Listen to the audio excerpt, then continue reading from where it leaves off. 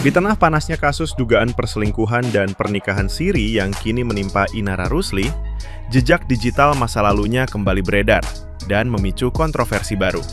Dalam cuplikan wawancara di salah satu acara TV, Inara pernah membahas pentingnya kejelasan status dalam pernikahan maupun perceraian sesuai ajaran agama. Ia menekankan bahwa kedua peristiwa tersebut wajib diumumkan secara resmi sebagai langkah preventif untuk menghindari fitnah dan prasangka buruk dari masyarakat di masa depan. Inara secara tegas menolak situasi di mana status seseorang dibiarkan digantung, karena segala sesuatu harus benar-benar jelas. Pernyataan lama tersebut kini berbalik menjadi bumerang, mengingat Inara sendiri terlibat dalam pernikahan siri yang tidak diumumkan, dan statusnya dengan Insanul Fahmi kini justru digantung, karena Fahmi menolak mentalak. Kontradiksi ini langsung diserbu netizen yang budiman. Netizen yang berbakti menudingnya pandai menguasai materi, tetapi keluar jalur dalam praktik, bahkan menyebut jejak digitalnya sendiri adalah musuh terbesar. Ironi status yang tidak clear inilah yang membuat Inara terus dipertanyakan di tengah kasus hukumnya. Dalam Islam itu kan pernikahan dan perceraian itu memang harus diumumkan kan, maksudnya supaya menghindari fitnah gitu loh. Nanti takutnya misal ke depan aku insya Allah gitu ya ada jodoh lagi, tadi bilangnya aku masih istri orang lah apa. Jadi harus benar-benar clear gitu, nggak ada yang mau digantung kan, bukan jemuran kan ya. Nah, gimana nih menurut netizen yang terhormat? Silahkan berkomentar ya. Kan ngejilat ludah sendiri, terus kenapa sekarang lu mau dinikahin siri sama seorang laki-laki, tapi ujung-ujungnya itu laki orang ya, belum duda. Terus kenapa lu nggak ngecek dulu gitu loh, ini laki-lakinya bener-bener udah duda apa belum gitu loh, atau masih laki orang. Nih ya, rata-rata seorang laki-laki ya kalau misalnya ngajak kalian nikah siri, itu udah pasti di belakangnya punya anak bini. Nggak mungkin kan kalau memang dia benar-benar duda atau memang benar-benar bujangan, nggak berani ngajak kalian nikah secara resmi di agama sah, di negara sah. Jangan mau dinikahin sama laki-laki diajak nikah siri hanya dengan alasan untuk menghindari namanya perjinian. Jangan mau dibodohi. Entah lu nyadar apa kagak ya, lu tuh sedang menjebak diri lu sendiri dengan melakukan upaya hukum kepada suami siri lu. Lu pada akhirnya harus membuka aib satu sama lain tanpa merepotkan dan mengotori tangan dari istri sah. Pesan DM lu kepada istri sah dari suami siri lu jelas-jelas konteksnya adalah lu pada dasarnya mengetahui bahwasanya suami siri lu masih beristri, karena ada kalimat kurang lebih tidak mau melangkahi urusan internal rumah tangga orang. Jadi pasal penipuannya di mana? Apalagi lu pun menyampaikan bahwa ada pembicaraan atau konsultasi dari suami siri lu kepada lu perihal tata cara perceraian. Jadi pada dasarnya, entah lu nyadar apa kagak ye, dengan lu melakukan upaya hukum kepada suami siri lu dengan sangkaan penipuan, lu berdua, lu dan suami siri lu akan saling membongkar aib satu sama lain, dan itu dilakukan tanpa harus merepotkan dan mengotori tangan dari istri sah. Good choice. Ya bukan kenapa-napa, yang ada juga bukan penipuan di antara lu berdua nih. Yang ada juga saling menipu diri sendiri. Kalaupun ada unsur penipuan, yang ada juga lu berdua yang nipu istri sah. Sesimpel itu aja. Inilah yang namanya terjebak jebakan Batman. Enjoy.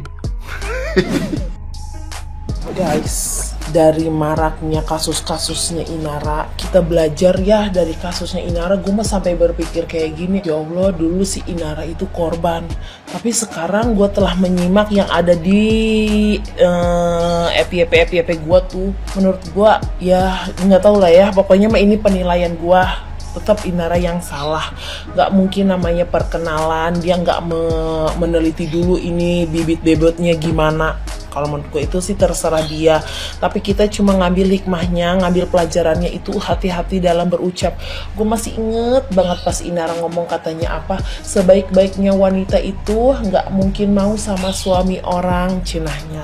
Hati-hati banget sayang, ternyata sekarang apa jelek aja, dia sendiri sekarang mau sama suami orang, walaupun seandainya dia ngerasa dia tuh tertipu karena dia dibohongin. Kayaknya enggak deh, nggak mungkin. Zaman sekarang kalau kita kenalan sama orang pasti kita ngelihat bibit-bibit bobotnya, ya kan? Nggak mungkin kata gue kalau Inara itu nggak tahu, nggak mungkin. Itu versi gue guys, tapi cuma kita berdoa aja mudah-mudahan kasusnya cepat kelar. Cuma satu aja yang kita jadiin pelajaran, kita hati-hati berucap, udah gitu aja. Lebih baik kita diam, maupun kita tersakiti mendingan diam, biarin Allah yang bales. Bener kata-kata itu tuh emang bener banget, daripada kita harus bekerja untuk keluarga sono, membenarkan ini proses ini, gue tersakiti, gue ini nih, udah bener-bener udah. Gue mah Natasha Rizky tuh yang mantannya Deska tuh, mendingan diam udah. Mau kita tersakiti, mau kita yang jahat, diam udah. Mau kita yang jahat ya kita minta maaf ya kalau kita jahat sama orang, tapi kalau misalnya kita yang tersakiti mendingan diam, mendingan tangan Allah aja udah, biar Allah aja yang bekerja, tangan kita jangan. Karena apa, semakin kita tersakiti kita balas dendam, itu dendamnya balik lagi ke kita guys. Makanya aduh ya Allah, bener-bener gue miris banget. Mudah-mudahan kita juga jangan sampai kayak gitu guys ya, kita saling ngingetin aja.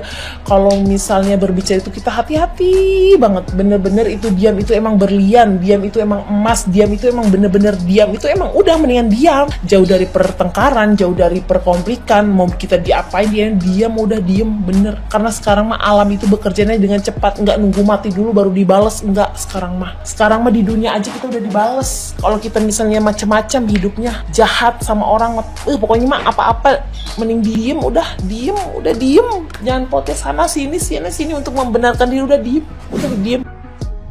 Aku mau lihat untuk tahun 2026 karena kan sekarang tahunnya mau habis ya.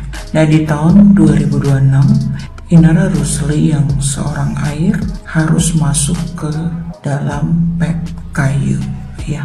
Jadi mungkin di sini di tahun depan nanti energi Inara ini banyak terserap. Aku melihat banyak orang yang berusaha untuk menyakiti dia, menyalahkan dia, mungkin juga berusaha untuk menelanjangi dia gitu ya. Di sini unsur-unsur apinya cukup kuat. Itu artinya di tahun depan Inara banyak terlibat konflik atau konflik yang saat ini masih lanjut ke tahun depan ya. Jadi energi Inara tahun depan itu menurut aku sangat-sangat gak bagus. Kalau dia tidak bisa mengontrol, dia bisa masuk di fase super depresi. Kemudian aku melihat juga ada sansan hukum lebih bergerak ke arah feminim, jadi mungkin bisa terlibat untuk hal-hal yang berbau-bau feminim seperti percintaan dan lain-lain, atau terlibat dengan seseorang yang berjenis kelamin wanita atau mungkin laki-laki tetapi dia gemulai gitu ya. Cuma hati-hati, ada pemicu masalah ini dari laki-laki. Jadi ketika dia membuka ruang pertemanan dengan laki-laki atau mungkin terkoneksi dengan laki-laki, seorang Inara juga harus hati-hati. Aku melihat juga ada energi banyak uang yang hilang atau energi kebangkrutan ya di tahun depan. Jadi nggak cuman ada konflik, ada masalah, ada uang hilang ya. Jadi ini kayak bertubi-tubi untuk seorang Inara di tahun depan. Nah, balansinya ada di mana? Balansinya ada di air. Jadi kalau Inara mau tetap survive di tahun depan harus memunculkan unsur air. Nah, unsur air ini juga bisa akan membawa Inara kepada munculnya teman-teman lama ya, munculnya silaturahmi ke orang-orang lama, atau mungkin akan bertemu banyak dukungan support dari teman-teman dia. Bisa dari fans, bisa dari orang-orang terdekat gitu ya, dari keluarga. Nah, ini akan muncul di tahun depan. Itu bisa menjadi support system dia, atau dia bisa jadi akan membuat sebuah silaturahmi baru terhadap orang-orang lama yang nanti mungkin bisa membantu dia untuk menyelesaikan masalah dia di tahun depan. Yang aku lihat apinya nih bergerak cukup kuat. Allah, banyak yang ngomong kenapa mau udah punya suami, udah punya istri, kenapa mau dinikahin siri. Karena apa? Karena duit. Kalian juga jangan munafik. Kalau kalian jadi janda, ya kalian janda miskin, janda yang gak kerja misalkan ya, ada yang datang seorang laki-laki ngasih duit, misalnya nih uang bulanan 1M, diajak keliling dunia sekalipun sampai ke akhirat, apa nggak meleleh hati kalian? Orang yang datangnya puluh-puluh ya kalian tolak. Gimana? Gak usah munafik, gak usah komen. Kita nggak tahu itu si pelakor dikasih apa kita kan nggak tahu. Istri sendiri aja istri sahnya aja dibohongin, apalagi sama pelakor ya kan, yang belum kena ewong lah. Kalau saya sih nggak munafik. Kalau orang sama saya mapan, mau menikahi saya, udah kamu gak usah jadi babu lagi di negara orang, saya tanggung jawab sama kamu. Kawin mak, kawin. Udah gatel nih, mau apa? Gak munafik saya. Kalau ada laki-laki apalagi katanya ngakunya duda, udah saya sahkan, gampang surat cerai mah. Gak munafik saya kalau soal duit. Munafik banget sih nyebut cewek matre, inilah itulah, wajar cewek matre.